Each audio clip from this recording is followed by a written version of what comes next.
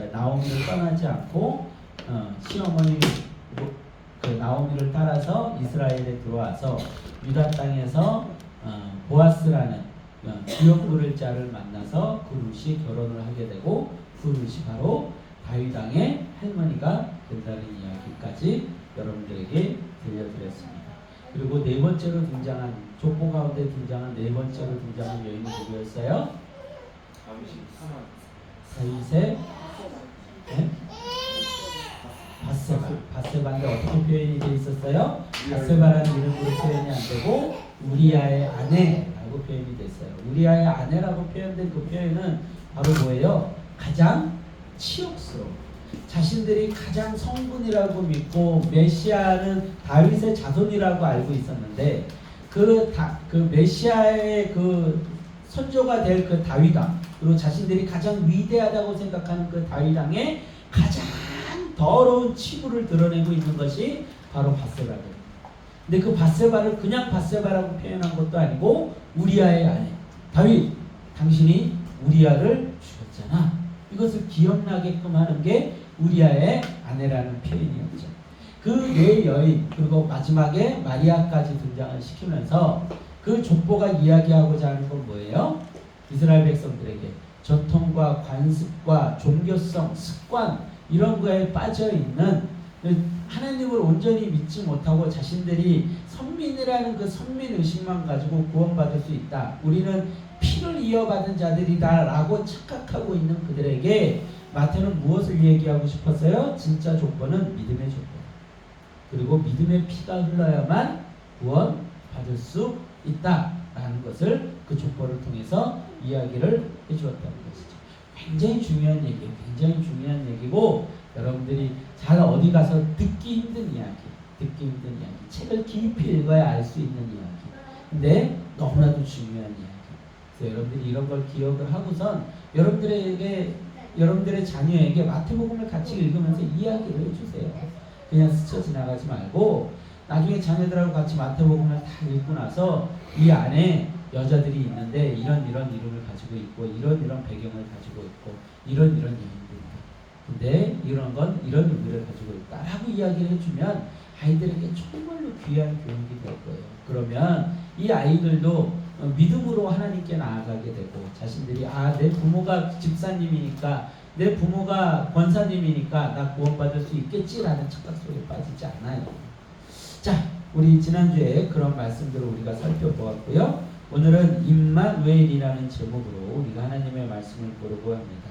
죄가 들어와 하나님과 단절된 인간들에게 가장 극적이고 기적적인 한마디를 찾으라면 그것은 뭘까요? 임마누엘은 아까 우리가 성경에서 잠깐 봤지만 무슨 의미를 가지고 있다고요? 하나님이 우리와 함께 계시다 합니다. 제가 초등학교 3학년 때 제 인생 처음으로 암송했던 말씀이 이 말씀이었어요. 성탄절에 우리 초등학교 2학년이었던 것 같기도 하고 3학년이었던 것 같기도 한데 촛불 하나씩 들고서는 이제 이 마태복음을 처음부터 이렇게 암송을 한 거예요. 암송을 이제 어디서부터예요? 18절부터 예수 그리스도의 나심은 이러하니라 그의 어머니 마리아가 이렇게 해서 쭉 읽으면 그 다음에 읽고 그 다음에 외우고 그거였어요.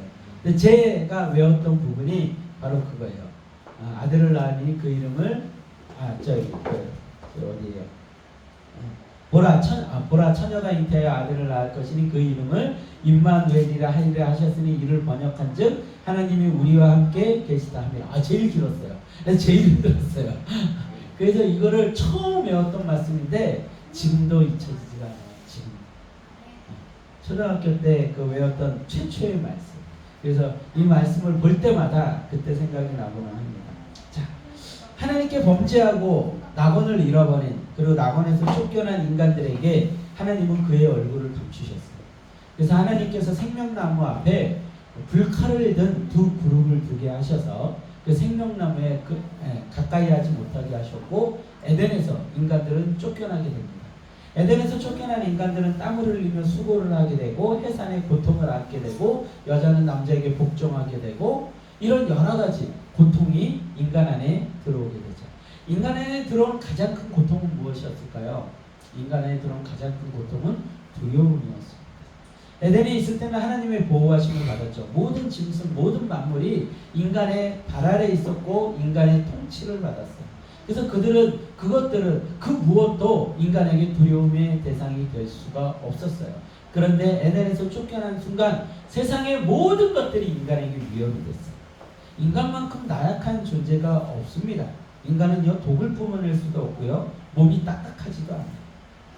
어떤 짐승에게 물리면 팔이 뜯겨져 나가야 되고요, 그리고 무서운 독침을 가진 아니면 뱀에게 물리면 그 독 때문에 죽어야 하는 것이 인간이죠.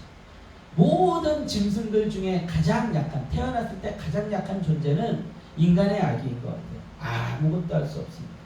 그럴 때 어떤 외적이 침입해 오면 인간은 죽을 수밖에 없죠. 그게 바로 인간입니다. 여러분들 그 송아지들이 태어났을 때 봤나요? 송아지들은요, 태어나자마자 꿈틀꿈틀거리면서 일어나가지고 푸쩍푸쩍 뛰는 거예요. 그게 짐승이에요. 그게 동물들이에요. 근데 인간은 할 수 있는 게 아무것도 없죠. 인간만큼 나약한 존재가 없습니다. 또한 자연 앞에서 인간만큼 나약한 존재가 없습니다. 홍수가 나면 새들은 날아서 도망갈 수 있다고 하지만 인간은요, 거기에 빠져 죽을 수밖에 없는 게 인간이죠. 모든 자연 만물이 이제 우리의 적이 되어버렸어요. 모든 자연에 있는 짐승들이 우리에게 위협의 대상이 되어버렸죠. 우리 안에 죽음에 대한 공포, 죽음에 대한 두려움이 들어온 것입니다. 그래서 성경에서는 인간이 하나님 그 낙원에서 쫓겨남으로 인해 가지고 하나님께 버림받음으로 인해서 인간 안에 뭐가 들어왔다고 선포를 해요? 사망이 들어왔다고 선포를 하고 있습니다. 바로 인간 안에 두려움이 찾아온 것이죠. 자, 여기 마태복음 말씀을 좀 꼽아 두시고요, 창세기 말씀을 좀 보고 오도록 하겠습니다. 창세기 3장 8절에서 10절 말씀입니다. 창세기 3장 8절에서 10절. 인간이 선악과를 따먹고 그 안에 최초로 들어온 그 죄의 본성이 무엇인지 성경이 우리에게 이야기를 해주고 있습니다. 창세기 3장 8절에서 10절입니다. 같이 합독합니다. 시작. 그들이 그날 바람이 불 때 동산에 거주시는 여호와 하나님의 손을 아담과 그의 아내가 여호와 하나님의 젖을 피하여 동산 나무 사이에 숨은지라. 여호와 하나님이 아담을 부르시며 그에게 이르시되 네가 어디 있느냐. 이르되 내가 동산에서 하나님의 소리를 듣고 내가 벗었으므로 두려워하여 숨었나이다. 아멘. 아멘. 이제 두려움, 수치심과 두려움이 인생들 안에 들어온 거예요. 이 두려움은요, 우리의 원죄와 닿아 있고 우리의 근원적인 두려움입니다. 그 근원적인 두려움은 하나님을 바라볼 수 없는, 하나님 앞에 나아갈 수 없는 두려움이에요. 그래서 성경에서 구약시대 속에서 또 모세의 삶을 통해서 끊임없이 우리에게 증거해줬던 부분들이 뭐냐면, 인간은 하나님 앞에 서면 어때요? 죽어요. 그래서 지금 아담이 숨은 거예요. 죽음의 공포를 느낀 거죠. 죄가 들어온 인생은 거룩하신 하나님 앞에 설 수 없습니다. 그래서 두려움이 있어요. 그래서 죄가 있는 사람들은 진짜 하나님의 사람들을 만나면 두려워합니다. 자신의 속이 다 까발려지는 것 같기 때문에 두려워해요. 그래서 하나님의 사람들이 세상을 두려워할 필요 없어요. 성령님이 그 안에 있는 사람들은 세상이 두려워합니다. 아이, 저 사람 뭐야? 이런 기도하는 거 아니야? 이런 얘기하는 거 아니야? 저 사람 잘못 건드리면 내가 이렇게 되는 거 아니야? 라고 생각하면서 세상이 하나님의 사람들을 두려워하는 거예요. 우리가 하나님의 사람들이 세상을 두려워할 필요가 없습니다. 어쨌든 인간 안에 하나님으로부터 쫓겨난 그 원죄가 들어오자마자 인간이 처음으로 느낀 감정이 뭐예요? 두려움입니다. 수치심입니다. 자, 또 봅시다. 창세기 4장 14절입니다. 가인이 아벨을 죽이고 나서 그가 하나님께 항변을 합니다. 내가 아우를 지키는 자입니까? 라고 이야기를 하고 나서 하나님께 책망을 받죠. 그리고 나서 가인이 뭐라고 고백을 하냐면 14절에 이렇게 고백을 합니다. 같이 합독합니다. 시작. 주께서 오늘 이 시련에서 나를 쫓아내시는즉 내가 제 낯을 비웃지 못하리니 내가 땅에서 피하며 유리하는 자가 될지라 나를 만나는 자마다 나를 죽이겠나이다. 아멘. 그 안에 어떤 마음이 들어와요? 두려움이 들어와요. 그가 동생 아벨을 죽이고 죄를 짓고 나서 하나님을 만나고 나서 그를 휩싸고 있는 가장 큰 감정은 죽음에 대한 두려움이었어요. 그가 아벨을 죽일 때만 해도 혈기 등등했죠. 근데 아벨을 죽일 때까지 있었던 그의 모습은 온데간데 없고 그의 마음 가운데 두려움만 있습니다. 여러분들 죄를 지은 인생들은요 다 이렇게 두려움만이 있어요. 여러분들 우리는 다 가인의 후예입니다. 이 가인의 피가 흐르고 있어요. 가인이 아벨을 죽였네? 이 나쁜 놈이 아니라 이 땅에 아담의 피를 받고 태어난 자들은 이 죽음에 대한 유혹이 다 있어요. 그래서 여러분들 이번에 뭐 전쟁이 일어난 이야기들이 요즘 우리 주변에 많이 있죠. 그 이야기들을 듣다 보면 상상치 못할 일들이 많이 보여집니다. 유아들을 목을 절단했다는 이야기, 사람들을 전쟁을 통해 가지고 아무렇지도 않게 들어가서 그들을 학살했다는 이야기, 이런 이야기들이 수도 없이 들려요. 그러면 죽이고 나면 우리는 또 어때요? 또 같이 죽이죠. 우리 안에 분노의 마음이 있어요. 미움의 마음이 있어요. 어찌할지 모르는 에이씨 저게 나한테 이래? 이 마음이 있다면 여러분 안에 뭐가 있는 거 아니면 살인자의 피가 있는 거예요. 이미 여러분들은 살인하고 있는 거예요. 그래서 성경은요 10계명에 무엇이라고 얘기하고 있어요? 6계명에 살인하지 말라. 살인하지 말라. 우리 모두에게는 살인의 마음이 있어요. 그래서 예수님께서 사복음서 안에 뭐라고 얘기하셨어요? 미워하는 자마다 살인하는 자라고 했어요. 내가 무언가 분노하는 마음이 있고 미워하는 마음이 있어요. 그런데 법이라는 테두리가 없어요. 그 미움의 마음이 커져요? 그럼 죽이는 거예요. 내가 미워하는 마음이 있어요. 그러면 그 자는 살인자. 저는 살인한 적이 없는데요. 거짓말하지 마세요. 미워하는 마음, 분노의 마음이 있으면 그건 이미 살인자예요. 그거는요 부모도 대상이 될 수가 있고 자식이 대상이 될 수도 있어요. 우리 숱하게 접하잖아요. 숱하게. 어떤 아이가 게임을 하고 있는데 그 게임을 방해했다고 부모를 죽이는 사건, 그 부모가 자식이 자기한테 저항했다고 자식을 죽이는 사건, 이런 사건들이요 수도 없이 벌어져요. 어제 기가 막힌 사건을 하나 또 봤어요. 91세 노모가 자기 아들에게 내 노령연금, 기초생활 뭐 연금인지 하여튼 그 연금을 달라고 했나 봐요. 그러니까 아들이 그걸 독차지하고 있었나 봐요. 그걸 달라고 하니까 이 아들이 주지 않은 거예요. 그래서 이 어머니가 91세 노모가 병으로 그 아들의 머리를 칩니다. 그러자 이 아들이 화가 나서 또 그 어머니의 머리를 병으로 쳤어요. 그래서 잡혀 들어갔어요. 기가 막힌 일이죠. 기가 막힌. 그 안에 뭐가 있는 거예요? 이 마음이, 이 미움의 마음, 살인자의 피가 그 안에 있는 거예요. 그런데도 우리는 아무렇지도 않게 분노하죠. 아무렇지도 않게 누군가를 미워하죠. 내가 조금만 무슨 이야기를 들어도 칙칙대죠. 그렇게서 아무렇지도 않아요. 하나님 앞에 회개하지도 않습니다. 내가 살인을 저질러 있거든. 여러분 그거 살인이에요. 미워하는 마음 살인, 분노의 마음 살인. 그래서 여러분들 고린도전서 13장의 사랑장에 보면 사랑에 관해서 쭉 나오죠. 사랑에 관해서 나올 때 뭐라고 나와요? 사랑은 오래 참고, 사랑은 온유함, 사랑은 시기하지 않아요. 여러분들 그게 사랑이에요. 무례히 행하지 않는 것, 그게 사랑이에요. 근데 우리는 쉽게 그러죠. 그러고선 내가 하나님의 말씀대로 산다고 착각하고 있는 거예요. 누구의 후예로 살아가고 있는 거예요? 가인의 후예. 근데 그러고 나면 무엇이 들어와요? 인간 안에. 내가 누군가에게 해코지를 했어요. 미워했어요. 아니, 누군가를 죽였어요. 그러고 나면 무슨 마음이 들어와요? 마음이 편안한가요? 그렇지 않아요. 두려움입니다. 이미 그 인생은 지옥을 경험하고 살게 됩니다. 여러분들 이거 그냥 성경에서 그냥 기록되어 있는 것들이 아니에요. 제가 여러분들에게 누누이 얘기하죠. 성경을 보시면서 철학하시라고. 그렇지 않으면 깨닫지 못해요. 그렇지 않으면 변화되지 못해요. 자, 또 한 절 봅시다. 4장 23절 24절이에요. 창세기 4장 23절 24절입니다. 창세기 4장 23절 24절이에요. 같이 합독합니다. 시작. 남에게 아내들에게 이르되 아다와 스라여 내 목소리를 들으라. 남의 아내들이여 내 말을 들으라. 나의 상처로 말미암아 사람을 죽였고 나의 사랑으로 말미암아 소년을 죽였더라.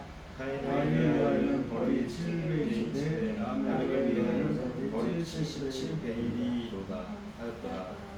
지금 뭐라고 얘기하고 있어요? 이 라멕이라는 자가 가인의 후예 중에 이 라멕이라는 자가 누군가를 죽였어요. 소년을 죽였어요.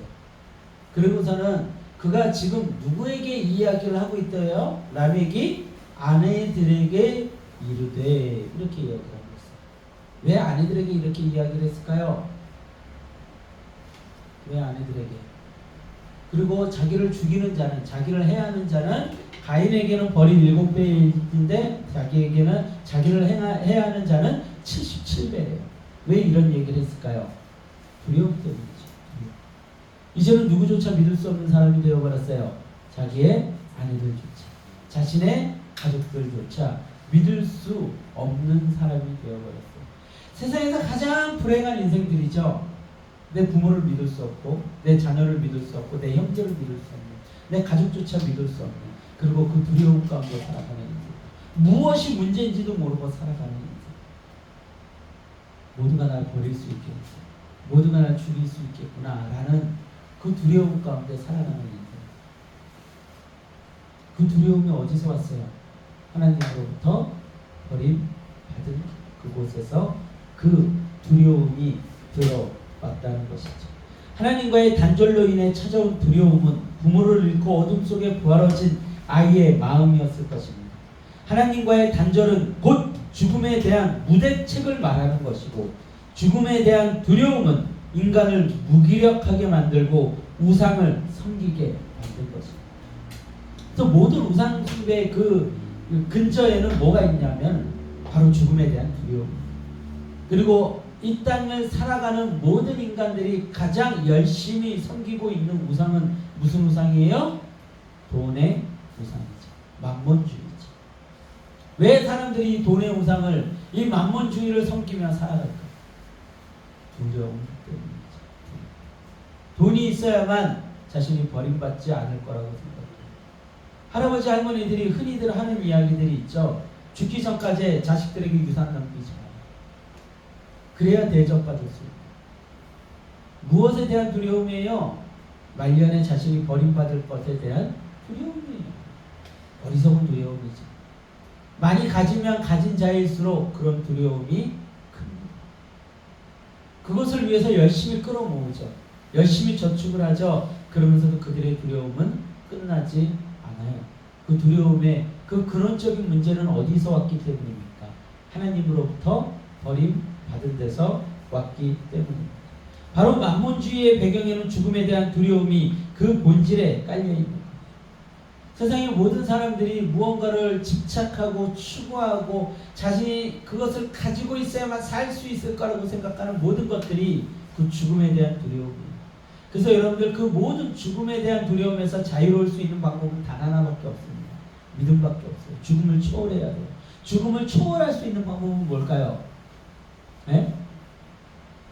내가 부활에 대한 믿음이 있어요. 내가 죽는 것이 아니고 영원으로 이어지는 내 삶의 그 여정 가운데 한 과정일 뿐임을 우리가 믿음으로 부활을 믿게 되면 죽음을 초월할 수 있어요. 우리 아까 찬양 드렸죠? 그 가정에 관한 찬양을 드리면서 많은 떡 하나라도 행복할 수 있는 가정. 여러분들 많은 떡 하나라도 행복할 수 있는 가정이 되려면 어떤 믿음이 있어야 될까요? 죽음을 초월한 믿음이 있어야 돼요. 그래야만 많은 떡 하나라도 서로 사랑할 수 있고 만족할 수 있어요. 그것은 부활에 대한 믿음이 있어야 해요. 여러분들이 왜 두려워요? 왜 조금만 아파도 막 두려워하고 무서워하고 막 병원 가야 되고, 이번에 코로나 때 그거 완벽하게 들어갔죠. 완벽하게. 코로나 무서워서 교회도 안 가잖아요. 코로나 무서워서 교회가 문을 닫잖아요.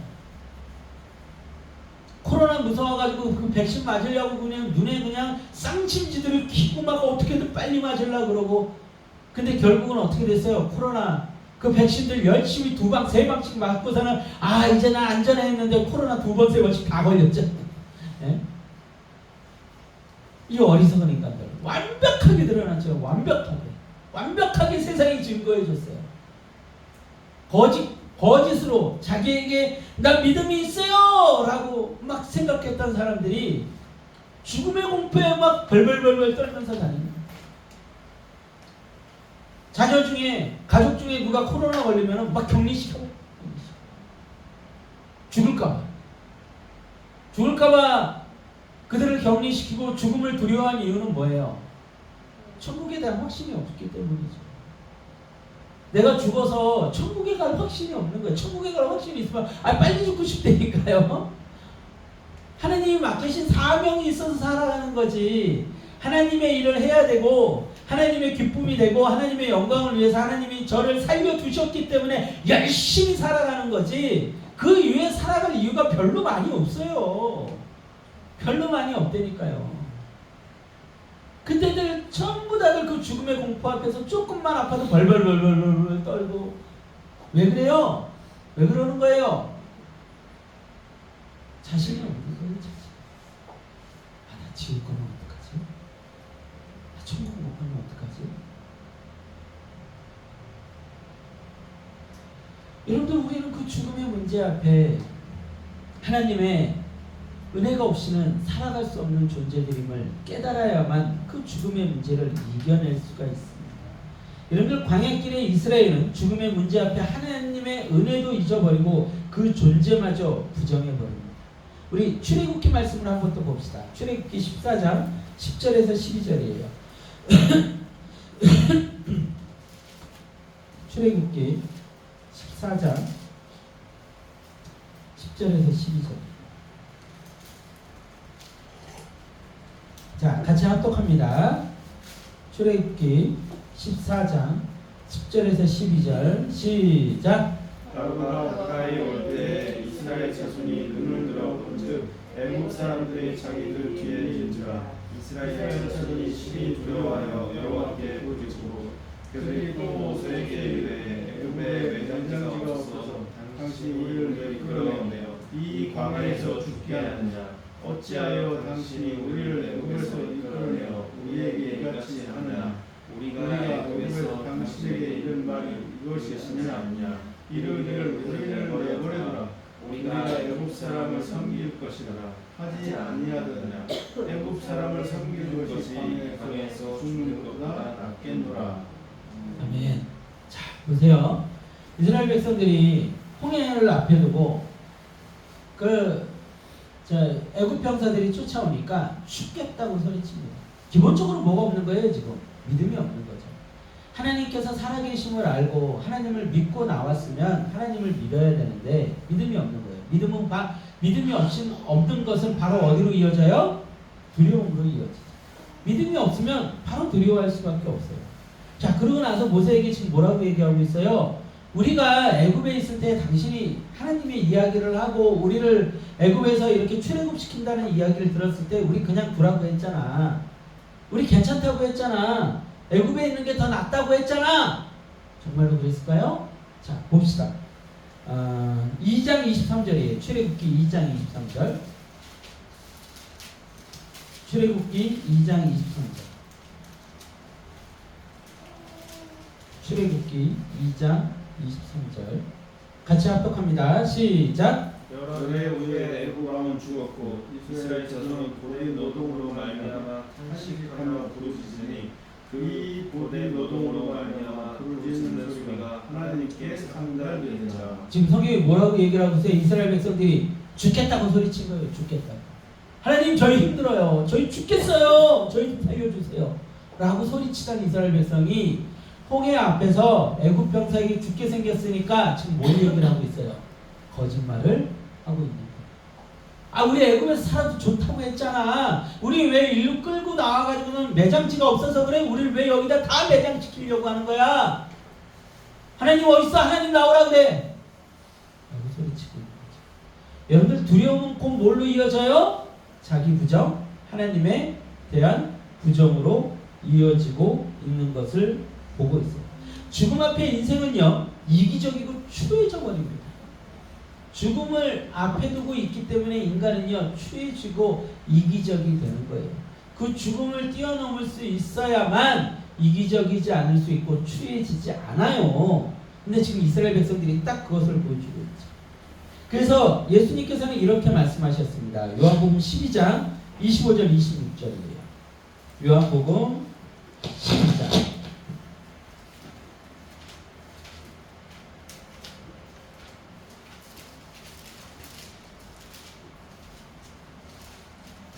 요한복음 12장 25절 26절이요.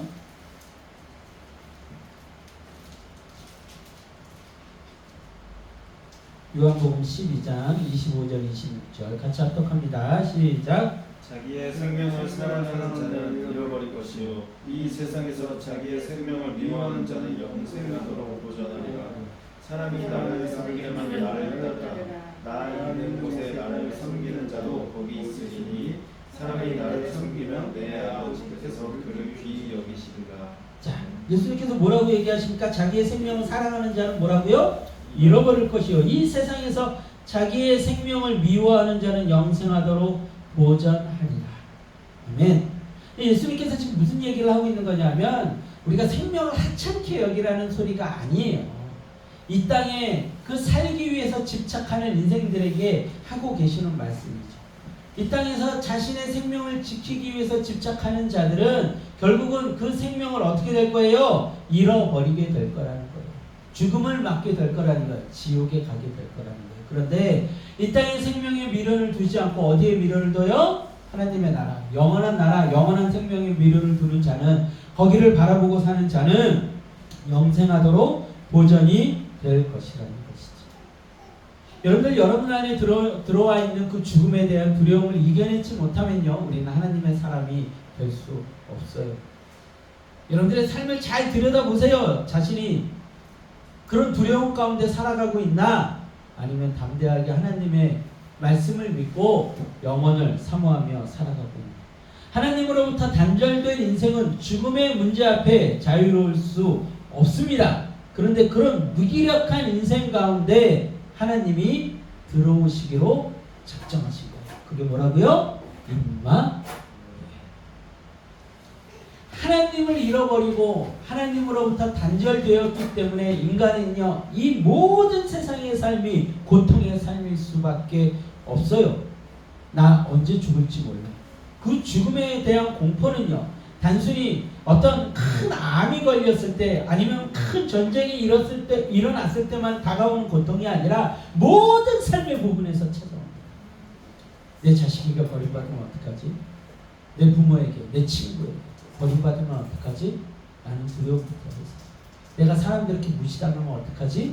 나는 두려움부터 시작해서 내가 병에 걸려서 죽으면 어떡하지? 내가 이 직장을 잃으면 어떡하지? 내가 대학에 못 가면 어떡하지? 내 자식이 나 이렇게 사고 치면 어떡하지? 수많은 인생의 모든 문제들이 거기서 기인하고 있다는 것이죠. 아무것도 할 수 없어요.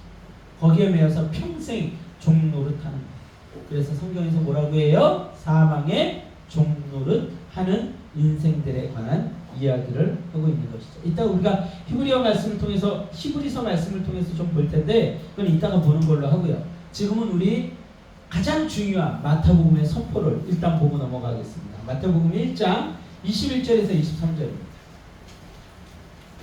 그래서 여러분들이 이 말씀을 그냥 읽으면 안 돼요. 그냥 보고 넘어갈 수 있는 말씀이 아닙니다. 인생 안에 들어온 이 온 인류 안에 모든 문명 안에 들어온 가장 놀라운 기적이 바로 이 말씀의 선포예요. 마태복음 1장 21절 23절 같이 합독합니다. 시작. 아들을 낳으니 이름을 예수라 하라. 이는 그가 자기 백성을 그들의 죄에서 구원할 자이심이라. 이 모든 일이 된 것은 주께서 선지자로 하신 말씀을 이루려 하시니 이르시되 보라 처녀가 잉태하여 아들을 낳을 것이요 그의 이름은 임마누엘이라 하리라 하셨으니 이를 번역한즉 하나님이 우리와 함께 계시다 하리라. 아멘. 아멘. 자, 지금부터 잘 들으세요. 가장 중요한 기독교의 핵심 진리이고요 교리를 여러분들한테 이야기를 하고 있는 거예요. 여러분들 인류 역사의 가장 극적인 반전이며 영광된 순간이 바로 이 임마누엘의 선포입니다. 예수님이, 하나님이신 예수님이 인간 안에 들어오신 거예요. 그것으로 인해서 어떤 기적들이 일어난 거예요? 우리 안에 두려움이 사라지게 된 거예요. 또한 예수님은 동정녀 탄생을 통해 구원의 메커니즘을 완전하게 이루셨어요. 여러분들, 예수님께서 동정녀 탄생을 했다는, 지금 오늘 말씀의 23절에 보니까 보라 처녀가 잉태하여 아들을 낳을 것이요 라고 선포되고 있는데요. 이 동정녀 탄생은 예수님이 인성을 지니셨음을, 또 성령으로 잉태되심은 신성을 지니셨음을 우리에게 완전하게 보증을 합니다. 그러니까 동정녀의 탄생이 아니고서는 죄의 이 굴레로부터 벗어날 수 있는 방법이 없어요. 인간의 피를 이어받은 존재는 원죄에서 벗어날 수 없습니다. 그래서 하나님께서 예수님을 어떻게 탄생시켰어요? 성령으로 잉태돼서 동정녀, 한 번도 관계를 갖지 않은 여자의 몸에서 예수님을 탄생케 하셨어요. 그래서 남자의 씨를 받지 않았죠. 아담의 씨를 받지 않았죠. 그래서 아담의 후예가 아니신 거예요. 이게 가장 기가 막힌 기적인 겁니다. 그것을 통하여서 예수님은 죄가 없이 탄생하신 거예요. 죄가 없이 탄생하셨기 때문에 무엇의 조건을 갖추신 거예요? 죄 없는, 흠 없는 제물로서의 조건을 갖추신 거예요. 그래서 예수님이 십자가에서 죽으신 그 사실이 우리에게 유용할 수가 있었던 거죠. 예수님이 만약 동정녀 탄생을 안 하셨다면 예수님은 제물의 자격이 없으십니다. 그런데 예수님은 죄가 없으시죠. 흠이 없으시죠. 그래서 우리의 죄를 짊어지실 수가 있으셨던 것이죠. 그래서 구약시대에 그 양에게 그 죄를 전가시켜서 양을 잡아서 번제를 드렸던 거예요. 그 양은 흠이 없는 양이어야만 했어요. 그것은 예수 그리스도의 제물 되심의 모형이었죠. 근데 신약 시대에 와서 그것이 완성된 거예요. 누구를 통해서? 동정녀 탄생한 예수님을 통해서. 그래서 예수님에게 우리의 죄가 전가되었어요. 그래서 예수님께서 우리의 죄를 지시고 십자가에서 죽으심으로 우리의 죄를 사하실 수 있는 자격을 얻으셨다는 것이죠. 그리고 성령으로 잉태되심은 예수님께서 신성을 지니셨음을 우리에게 보증해 주고 있다는 것이죠. 여러분들, 이 땅의 모든 이단의 뿌리는 영지주의인데요. 그 영지주의가 무엇을 거부하는 거냐면 예수님의 인성을 거부하는 거예요. 예수님이 영으로 영으로 탄생하셨고 영으로 살다가 영으로 죽었다는 거예요. 그래서 예수님이 십자가에서 죽으실 때 그 몸은 인간이 아니었다는 거죠. 영이었다는 거예요. 그냥 신성만을 지니고 사셨다는 거예요. 그렇기 때문에 고통이 없으셨다는 것이죠. 그게 바로 영지주의예요. 그렇게 되면 인간을 위해서 죽으신 예수님의 그 모든 노력은 수포로 돌아가요. 그래서 사탄이 만든 이단은 예수님의 인성을 거부하려고 했어요. 어떻게 동정녀 탄생이 가능하냐? 어떻게 그 남자의 정자를 받지 않은 그 여자가 임신을 하느냐? 이것을 깨트리기 위해서 무던히 애를 쓴 거예요. 여러분들, 그 몇 년 전에, 한 10년 전, 20년 전에 굉장히 유행했던 그 책, 영화가 있어요. 책도 나왔고 영화가 했던 그 다빈치 코드라는 그 영화가 있었습니다. 굉장히 유명한 배우가 그 나와가지고 다빈치 코드가 한 3편까지 나왔었는데, 거기서 거부하려고 했었던 것이 뭐냐면, 정신을 차리세요. 거부하려고 했던 것이 무엇이냐면 예수님께서 마리아와 결혼을 했고 자식이 있다는 거예요. 그 비밀이 무슨 코드, 무슨 부호로 해가지고 어디에 숨겨져 있었고, 그것을 그 카톨릭에서 막기 위해서 무슨 카톨릭의 무슨 단체가 어쩌고 저쩌고, 그게 다빈치 코드예요, 다빈치 코드. 그래서 레오나르도 다빈치의 그 무슨 그림에 무슨 코드가 있고, 그래서 다빈치 코드예요. 그걸로 끊임없이 인류는 공격을 해왔어요. 사탄은 공격을 해왔어요. 예수님의 인성이 부정돼야만 예수님께서 하신 구원의 모든 행위가 부정되는 겁니다. 그래서 예수님은 십자가 위에서 고통도 받지 않았다는 거예요. 그게 영지주의자들이 얘기하는 거죠. 또 예수님의 신성을 거부합니다. 예수님이 신이 아니었다는 거예요. 예수님은 모든 기적을 일으키지 않았다는 거예요. 성경에 나온 모든 기적은 거짓이라는 거예요. 성경은 굉장히 좋은 교훈을 적어놓은 글이라는 것이죠. 그렇게 생각하고 지금 이 시대를 뒤흔들고 있는 것이 바로 자유주의 신앙입니다. 당신들 이 성경을 보면서 기적을 믿으려고 하지 마. 홍해가 갈라져? 말이 돼? 죽은 자가 살아나? 말이 돼? 예수님이 부활해? 그게 말이 돼? 과학적으로 맞지 않잖아. 이성적으로 맞지 않잖아. 우리 그 이성적으로 맞지 않는 그런 것들 생각하다가 얼마나 중세시대에 고통 많이 받았어. 사람들이 얼마나 속아왔어. 그러니까 신성은 부정해야 돼. 그냥 성경엔 좋은 이야기들이 많이 들어있으니까 그 교훈을 그냥 따라서 살면 돼 라고 이야기하는 것이 지금의 자유주의 신앙입니다. 과학이 모든 것을 해결할 수 있다고 생각하는 거죠. 과학이 좋은 결과를 내놓을 수 있다고 생각을 하는 거죠. 사람들이 그래서 이제는 과학이 발전을 했으니까 우리 영원히 살 수 있을지도 몰라 라고 사람들이 착각을 하고 사람들이 의학을 발전시키고 있어요. 그런데 무슨 일이 터졌어요? 세계 1차 대전, 2차 대전이 터집니다. 2천만 명, 3천만 명 가까운 사람들이 죽어나갑니다. 아무것도 인간들이 할 수 없어요. 인간들의 그 추한 모습만 드러났죠. 그리고 인간들에 대한 허물을 느끼기 시작해요. 그게 바로 허무주의예요. 아무것도 할 수 없는 존재. 예수님의 신성을 부인하면서 과학이 모든 것을 할 수 있고 인간이 모든 것을 할 수 있고 인간들이 아름다운 유토피아를 이 땅에 만들 수 있어 라고 생각했던 그 공산주의가 사람들을 2천만 명씩 자기네 백성들을 숙청을 하고 죽입니다. 학살을 합니다. 그리고 지금 공산주의는 다 어떻게 됐어요? 다문을 내렸죠. 다문을 잡아내렸죠. 인간에게 소망이 있어요? 없어요? 없다는 것이죠. 여러분들 저 유럽에 그 자유주의 신학이 가득해가지고서는 성경은 그냥 교훈이야. 동정녀 탄생 없어. 예수님의 신성 없어. 라고 부정했던 그 유럽의 모든 교회들이 문을 닫았죠. 그러니까 이 사탄의 전략은 분명해요. 예수님의 인성을 부정하거나 신성을 부정하거나 아니면 양쪽 다 부정하거나 어떻게든 부정을 해야 돼요. 그래야만 구원의 메커니즘이 깨지니까요. 그런데 그렇지 않아요. 이 동정녀 탄생이라는 이 메시지를 통해서 예수님의 신성도 예수님의 인성도 완전해지는 것입니다. 그래서 이 동정녀 탄생이 가지고 있는 의미는 너무나도 중요해요.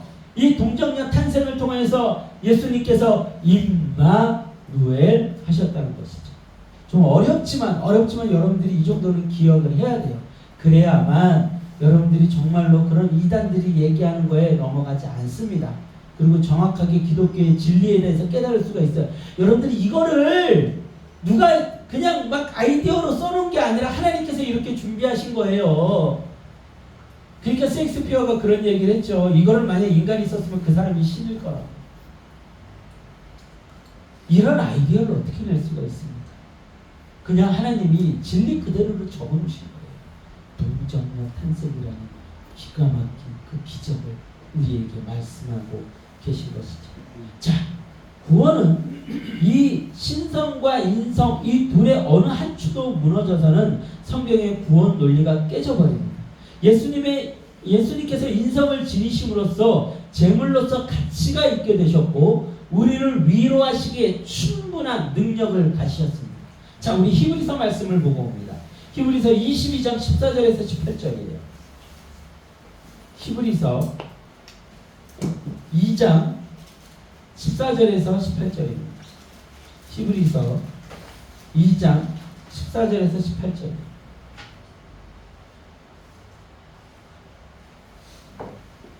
히브리서 2장 14절에서 18절이에요. 자, 이 말씀은 제가 봉독합니다.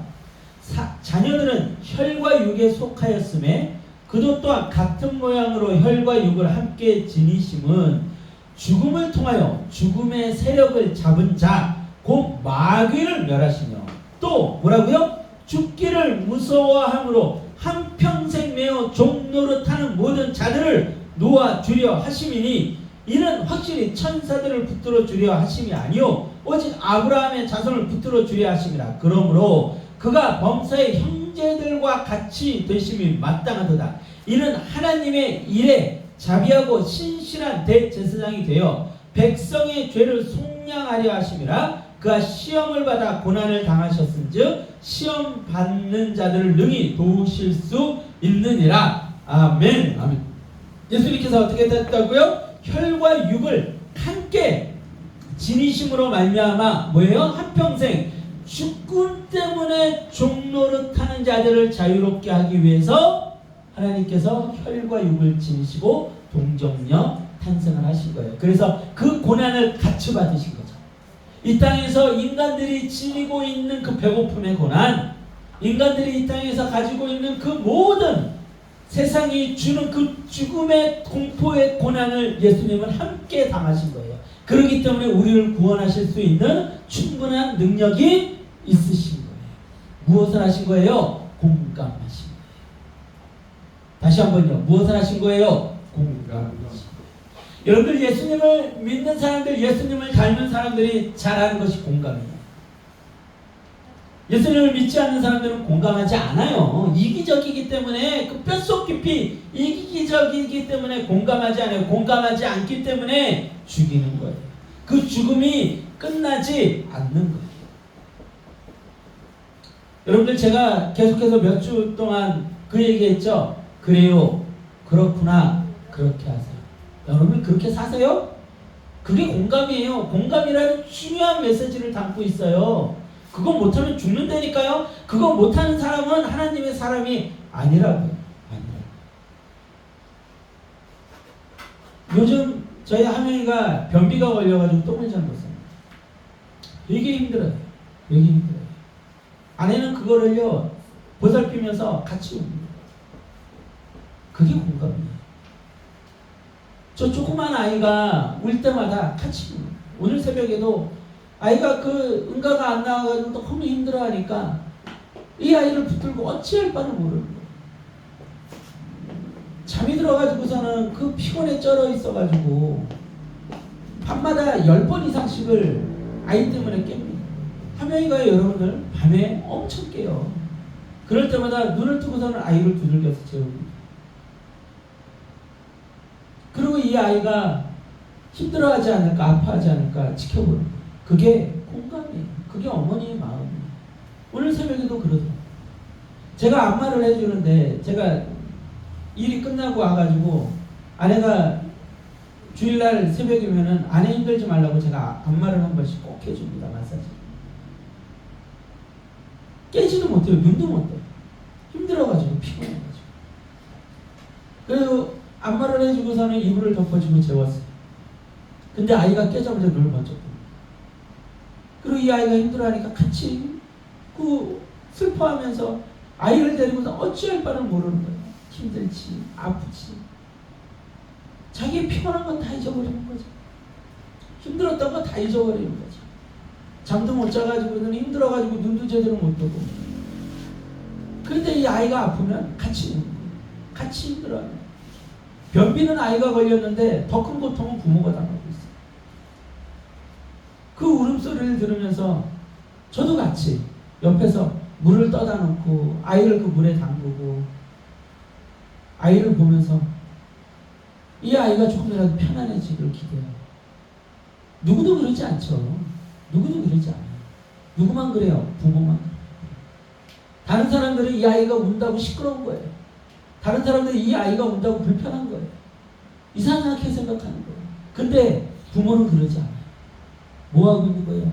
공감하고 있는 거예요. 힘들지 알기야. 힘들지. 내가 같이 아플게. 누가 그러신 거예요? 예수님이 그러신 거예요. 너희들 힘들지? 내가 같이 아플게. 그래서 인간의 몸으로 오신 거예요. 인간의 몸을 입고 오신 거예요. 여러분들 안에 공감이 없어요? 여러분들은 예수님이 없는 거예요. 예수님이 있는 사람들은 공감합니다. 여러분들 그래서 제가 그걸 하라고 하는 거예요. 여러분들 살 길을 얘기해 주고 있는 거예요. 그래요? 그랬구나. 그렇게 하세요. 살 길을 얘기해 주고 있는 거예요. 그거 못하면 여러분 죽어요. 지옥 간다니까? 그거 못하는 사람은 지옥 백성이에요. 그냥 하는 얘기가 아니에요. 그냥 하는 얘기가. 공감이 없어요? 공감이 없으니까 회개하지도 않고 사과하지도 않는 거예요. 누군가를 아프게 하고 누군가를 상처 주고 아무렇지도 않은 거죠. 하성이가요. 하성이가 어제 저녁에 엄마한테 그 얘기를 하더래요. 엄마 힘들지? 나랑 한 명이 돌보느라 힘들지? 저 조그만 아이가 뭐라고 있는 거예요? 공감하고 있는 거예요. 엄마한테 그 얘기를 하다 말고 울어요. 얘는. 엄마 나 때문에 힘들었죠? 내가 잘못했어. 그러면서 울어요. 이 조그만 아이가요 공감을 하고 있어요. 엄마의 마음, 엄마의 삶. 어느 날은 제가 출근을 하는데 저를 바라보면서 우는 거예요. 아빠 힘들겠다. 아빠 힘들겠다면서 우는 거예요. 아빠 지금 나가서 또 일해야 되잖아. 아빠 힘들겠다. 울어요. 저 조그만 아이. 여러분들 그 나이를 떠나서 나이를 먹어가면 먹어갈수록 무례해지고 공감하지 못하고 여러분들 그거요. 하나님의 사람이 아님을 증명하는 거예요. 여러분들 보세요. 하나님 믿지 않는 사회적 사람들이 어떻게 사나. 그러면서 나이 먹은 사람들이 어떻게 사나. 어떻게 해서 사람들 위에 서려고만 하죠. 남을 짓누르려고만 하죠. 부인을 짓누르고 남편을 짓누르고 자식들을 짓누르려고만 하죠. 공감하지 않죠. 근데 하나님의 사람들 저 어린 나이 때부터 공감. 이렇게 힘들었구나. 이렇게 힘들었구나. 이렇게 아팠구나. 이렇게 아팠구나. 여러분들 그게 예수님이 안에 있는 사람들과 예수님이 살아있는 사람들과 예수님이 살아있지 않은 사람들의 차이예요. 정확하게 좀 구분해낼 수 있어요. 이 사람이 하나님의 사람인지 아닌지, 이 사람이 구원받을 자인지 아닌지 정확하게 구분해낼 수 있어요. 하나님의 사람은 공감하지 않아요. 이기적이죠. 여러분들 우리 안에 예수님이 계시다면 예수님의 이 마음을 알아야 됩니다. 예수님이 어땠다고요? 시험을 받아 고난을 당하셨대요. 그 이유가 뭐래요? 시험 받는 자들을 능히 돕기 위해서 예수님이 그렇게 하셨다는 것이죠. 인간의 모양으로 우리 안에 들어오신 거예요. 뭐 하신 거예요? 임마누엘 하신 거예요. 또 신성을 지으셨기에 하나님의 뜻을 완전하게 이루시고 하나님의 사랑을 확증하셨습니다. 신성을 지으신 완전한 하나님이신 그 예수님께서 십자가에 달려 죽으셨으니까 완전하게 하나님의 사랑을 확증하십니다. 임마누엘의 가치는 우리의 원죄로 인해 인생 안에 들어온 단절의 문제의 회복과 구원의 완성에 있어서 가장 중요한 핵심 진리입니다. 그래서 임마누엘 여러분 기억하셔야 돼요. 그리고 임마누엘이 가지고 있는 뜻 뭐라고요? 하나님이 우리와 함께 계시다. 하나님이 우리와 함께 계시다. 완전한 공감. 그것이 하나님이 선택한 사랑의 방법이었어요. 그것이 하나님이 선택한 구원의 방법이었어요. 하나님이 구원받은 백성 안에 친히 찾아오셨습니다. 이 은혜를 기억하고 찬양해야 됩니다. 하나님의 계획과 사랑은요 인생의 배반보다 먼저 계획되어 계셨습니다. 인간이 하나님을 거부하기 이전부터 하나님은 자신의 생명을 내어주신 자신의 모든 것을 내어주실 준비를 하고 계셨어요. 임마누엘의 기적을 준비를 하고 계셨어요. 그게 하나님의 계획이었고 구원의 완성입니다. 여러분들도 그 하나님의 계획, 하나님의 그 사랑과 은혜를 닮아 그 임마누엘의 기적을 깨닫고 그 안에 담겨져 있는 그 의미를 깨닫고 여러분들도 공감할 수 있는 여러분들이 될 수 있었으면 좋겠습니다. 하나님이 우리와 함께 계시다. 오 할렐루야. 그것만 얘기하고서는 나 구원받았네, 나 기쁘네, 나 잘된 내가 아니라 하나님이 인생 안에 들어오셨듯이 우리도 인생 안에 들어가야 합니다. 아까 불렀던 그런 찬양들 100번 1000번 불러도 그것이 앞에는 소용이 없어요. 소용이 없어요. 임마누엘 그 기적이 이제 누구를 통해서? 나를 통해서 우리 안에 이루어져야 돼요. 내 안에 계신 예수님이 전해져야 돼요. 내 안에 계신 내 안에 임마누엘 하신 그 그 하나님이 전해져야 됩니다. 그럴 때 여러분들의 삶 속에 기적이 일어나요. 임마누엘 없이는 아무것도 이루어지지 않습니다. 아무 기적도 이루어지지 않아요. 성경은 모두 다 부정되어져야 돼요. 성경은 모두 다 거짓이 되어야 돼요. 누군가의 창작물이 될 수밖에 없습니다. 그냥 사람들에게 주기 좋은 교훈이 담긴 아주 좋은 글일 수밖에 없어요. 근데 이게 완벽한 구원의 말씀이 되는 그 순간이 언제냐면 바로 임마누엘이에요. 하나님이 우리 안에 임마누엘 하셔서 예수 그리스도가 우리 안에 살아계심으로 말미암아 우리가 구원받았고 우리의 삶은 바뀐 거예요.